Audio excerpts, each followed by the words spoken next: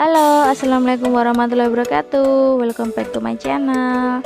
Pada kesempatan ini saya akan menjelaskan mengenai materi Novel Sejarah Indonesia kelas 10 SMK bab 1 menelusuri peradaban awal kepulauan Indonesia pada bagian 2 tentang mengenal manusia purba. Simak penjelasannya ya. Pernahkah kalian mendengar mengenai situs manusia purba?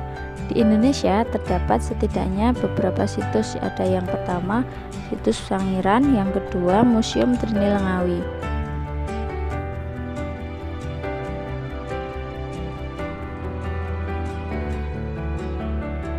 Yang pertama, kita mengenal situs manusia purba Sangiran. Situs Sangiran merupakan salah satu situs manusia purba yang ada di Indonesia. Situs Sangiran terletak di antara dua wilayah kabupaten yang ada di Jawa Tengah, yaitu Kabupaten Sragen dan Kabupaten Karanganyar, dengan luasnya mencapai 59,21 km persegi. Situs Sangiran merupakan kubah raksasa berupa cekungan besar di pusat kubah akibat adanya erosi di bagian puncaknya. Kubah raksasa itu diwarnai dengan perbukitan yang bergelombang.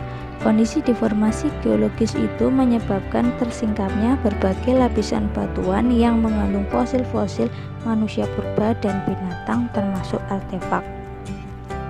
Sangiran tidak hanya memberikan gambaran tentang evolusi fisik manusia saja, akan tetapi juga memberikan gambaran nyata tentang evolusi budaya, binatang, juga lingkungan.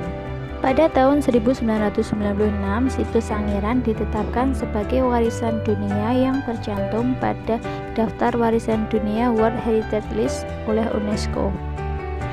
Berikut ini terdapat beberapa koleksi di Sangiran. Ada koleksi fosil manusia, koleksi fosil binatang bertulang belakang, kemudian ada fosil binatang laut dan air tawar, kemudian terdapat koleksi bebatuan dan artefak.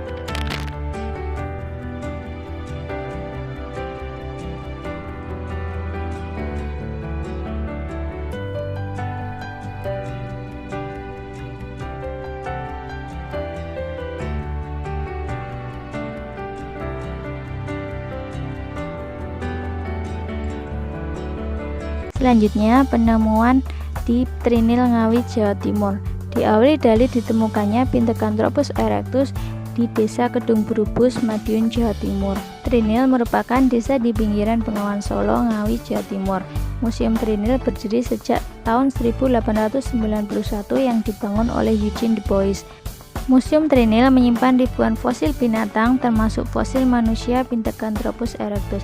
Dari lapisan ini ditemukan atap tengkorak Pithecanthropus erectus dan beberapa tulang paha utuh dan fragmen yang menunjukkan pemiliknya telah berjalan tegak. Selain itu, jejak peninggalan manusia purba masih ditemukan di tempat lain. Yang pertama di Perning, Mojokerto, Jawa Timur. Temuan berupa tengkorak anak-anak berusia sekitar 5 tahun. Yang kedua, Ngandong, Blora, Jawa Tengah. Ditemukan tengkorak Homo erectus berukuran volume sekitar 1100 cc. Yang ketiga di Sambung Macan, Sragen, Jawa Tengah. Selanjutnya ada beberapa jenis manusia purba yang pernah hidup di zaman praaksara. Yang pertama jenis Meganthropus, yang kedua jenis Pithecanthropus, dan yang ketiga jenis Homo. Jenis Meganthropus ditemukan oleh von Koningswald di Sangiran tahun 1936 dan 1941 yang menemukan rahang manusia yang berukuran besar. Jenis manusia purba ini memiliki ciri rahang kuat, badannya tegap dan memakan tumbuhan.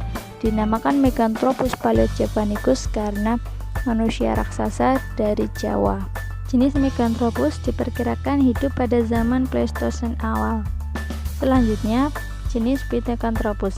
Jenis manusia ini didasarkan pada penelitian Eugene Du Bois pada tahun 1890 di dekat Trinil. Setelah direkonstruksi, kerangka manusia terbentuk tetapi masih terlihat tanda-tanda kera. Oleh karena itu, jenis ini dinamakan Pithecanthropus erectus, artinya manusia yang berjalan tegak. Selanjutnya, jenis Homo. Homo ditemukan oleh peneliti bernama von Reiskotten di Wajak. Penelitian dilanjutkan oleh Eugene Du Bois dan kawan-kawan dan menyimpulkannya menjadi sebuah jenis Homo. Ciri-cirinya muka lebar, hidung dan mulut menonjol, serta dahi juga masih menonjol. Homo sapiens dinamakan manusia sempurna karena dilihat dari segi fisik, volume otak maupun postur badannya yang secara umum tidak jauh berbeda dengan manusia modern. Diperkirakan hidup pada zaman 40.000 sampai 25.000 tahun yang lalu. Homo sapiens dapat digolongkan menjadi dua. Yang pertama manusia wajak, yang kedua manusia liang hua. Manusia wajak atau Homo wajakensis dapat disejajarkan perkembangannya dengan manusia modern dari akhir kala Pleistosen.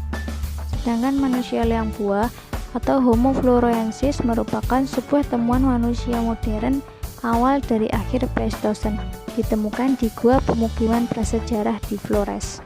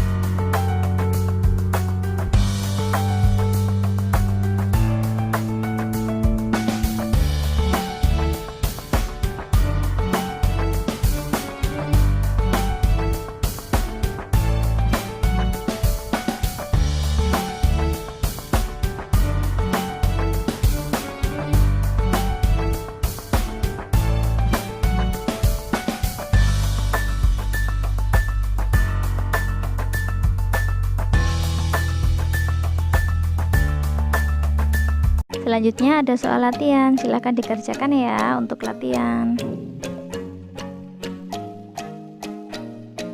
Terima kasih sudah menonton, semoga bermanfaat.